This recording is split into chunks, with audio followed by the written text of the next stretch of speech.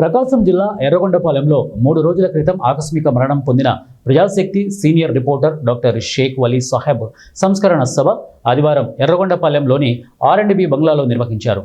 ఈ కార్యక్రమంలో ఎర్రగొండపాలెం నియోజకవర్గంలోని ప్రింట్ మరియు ఎలక్ట్రానిక్ మీడియా జర్నలిస్టులు పాల్గొని ఆయన సేవలను కొనియాడారు.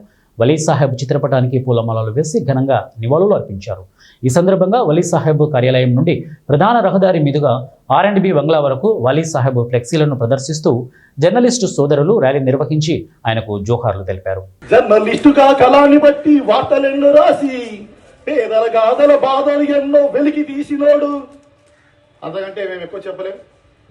ఈరోజు ఈ కార్యక్రమం జరుగుతున్నట్టే చాలా బాధాకరంగా ఉంది. ఆ స్ఫూర్తితో వచ్చారంటే నిజంగా వలీ సాహెబ్ గారికి జోహార్. అట్లాంటి వలీ సాహెబ్ ఈరోజు సంస్మరణ సభ చాలా బాధాకరంగా ఉంది. సంస్మరణ సభ అని చెప్పి ఉన్నారంటే బాధాకరంగా ఉంది. ఎందుకంటే ఆయన సన్మాన సభ చేయించుకోవాల్సినటువంటి వ్యక్తి. మిత్రులు నాకు తెలియకుండా ఏం జరగదు చేసినా నేను చేసినట్టు కొన్ని అనివార్య వల్ల ఈ మధ్య వెళ్ళటం లేదు. కానీ సరే, మంచి కార్యక్రమం